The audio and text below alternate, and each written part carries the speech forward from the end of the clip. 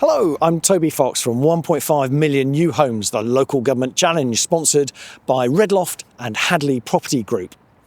So the government wants 1.5 million new homes built, and the key delivery arm for that national ambition is local government, either as the planning authority giving permission for new homes to be built, or as the partner in a joint venture with the private sector, or directly delivering new homes themselves.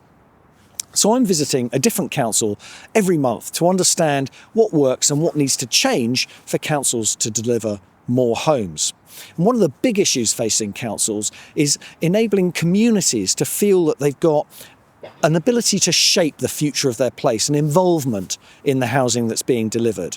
So I'm here in Hounslow this month, and I've come to the GSK site, the old pharmaceutical works in Hounslow. It's a huge empty office site that Hadley Property Group are going to redevelop. And I'm here with Matt Griffiths-Rimmer and Mabel Ogundeo to understand how they've got the community involved in the future of this particular place. Matt, do you want to tell us a little bit about where we are and what this site is and what the potential is? Sure, Toby. Thanks very much for having us on. We are, as you might be able to just hear in the background, on the Great West Road in Brentford. And behind us is the former GSK building.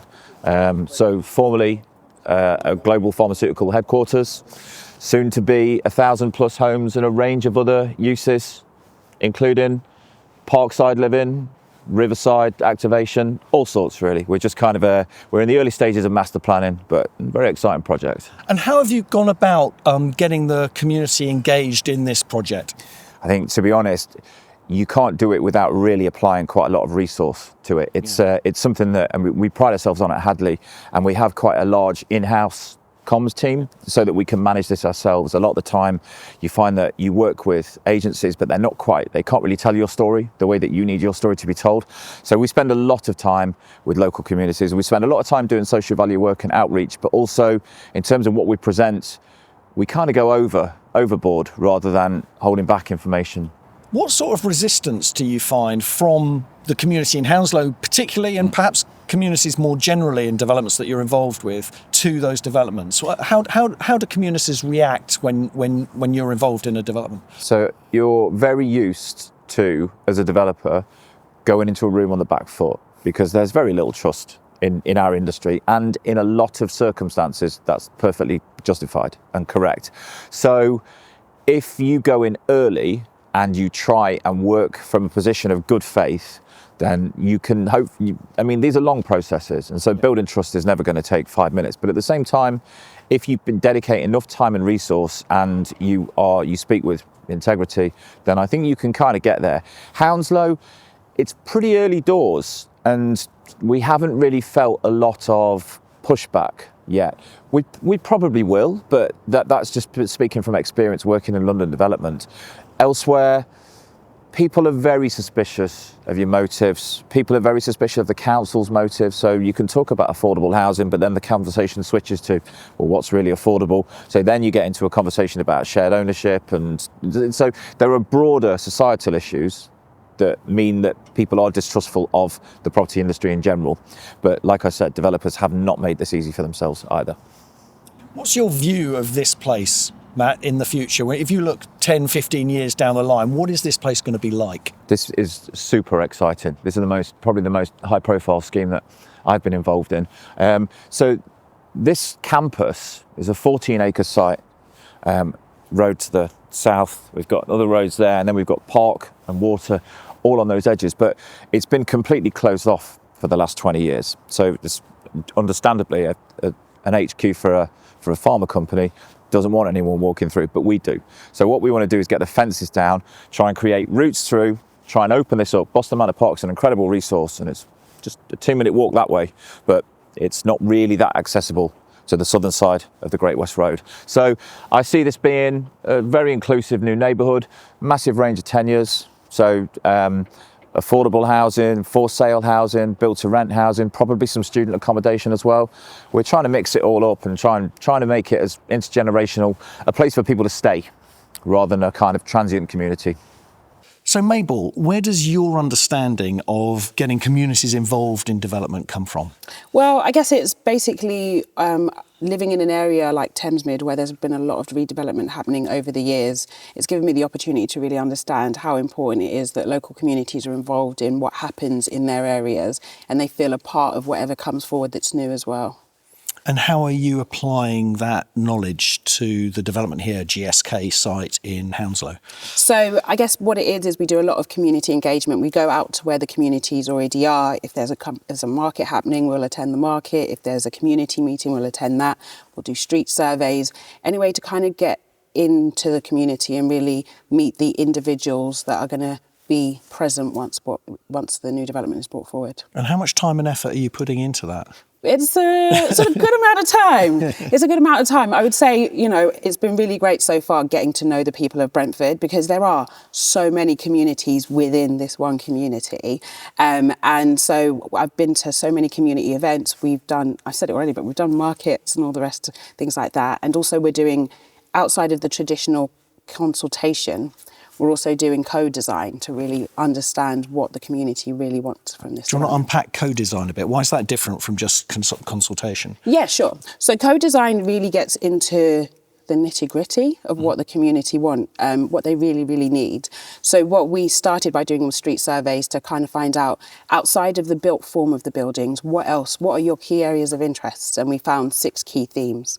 And so what we've done is we've appointed Neighbourly Labs, who are engagement specialists, and Metropolitan Workshops, who are architects, to work together to undertake 6 co-design sessions, which are small groups of 10 or so people who have registered their interest in these particular topics. Do you want to tell us a few of those themes that people are really interested in? Yeah, sure. So accessibility, places for women and girls, spaces for women and girls, green and blue play spaces, and commercial uses are some of the key areas of the co-design. So pick one of those and explain how that might be pulled into the design, the redesign of this incredible kind of headquarters that's being completely repurposed. One of the sessions that I really enjoyed was the young people session. So I think it's really important that young people get involved in what's happening in their communities because as they come forward over the years, they will have the most access to it. And it's been really, really good session because they've had some amazing ideas about what matters to their communities. So it's talking about intergenerational play, talking about how they can engage with older generations within these spaces has been really important for them, but also the facilities that are available. So maybe it's podcast studios that they would like to see coming forward, or they would also like to see some food and retail options that would entice them. Affordability, diversity in the options, really important ideas. And I was really blown away in a positive way by the options that they brought forward in that session. Can you describe any of those? Yeah, so somebody suggested, one of the young people was really big on having an halal food market because they said that going to school, they had friends from different ethnicities who they want to make sure that they would be able to eat with them in the same spaces. They talked about book spaces, outdoor book spaces, so that they could sit and read books with their friends, but also older people would give them the opportunity to engage with older people so they don't look like such a threat when they're hanging out in big groups as well. So some of those ideas have been really, really good. And what happens to those ideas now that you've got them? How does that feed into what actually takes place here in this place? Yeah, so as well as Neighbourly Labs and Metworks helping us facilitate those sessions, we had the architects join some of those sessions. But now as a project team, we're all going to come together and review all the feedback that we've received and have some serious conversations about the ideas that have come forward and how we can make sure that they are incorporated and how we feed that back to not just those that participated, but everyone in the wider community as well. Fantastic. Thank you very much indeed. Thank you. Now I'm here with Tom Conlon from Redloft to dig a little bit deeper into this issue of engaging communities in the development of new homes. Tom, it's not quite as simple as it seems, is it? Or is it a no-brainer that we need to get people more involved in shaping their places? Thanks, Toby. I mean, you're absolutely right. We of course, we need to engage communities in shaping developments, and good development will always include a proper, full, wholesome engagement process where you're listening to views, you listen to a multitude of views, and that process must and does improve proposals. It improves schemes that come forward then to planning committees. One of the areas though where I feel the industry can sometimes be, could be more robust, is absolutely we need to listen to all views. But if you've got schemes where working on a scheme at the moment, we've had about 1,000 responses. And amongst, you can imagine those 1,000 responses, there's a full spectrum of views, and it's identifying actually that those with the loudest voices do not necessarily represent the kind of the broad sweep of opinion. So it's okay to say, yes, we've listened, and you must listen, but you can conclude that through that listening, the direction you take won't please everybody. But that's okay. You can justify that. You can support that through other views, other evidence, and that's okay. And it's okay to be in that position.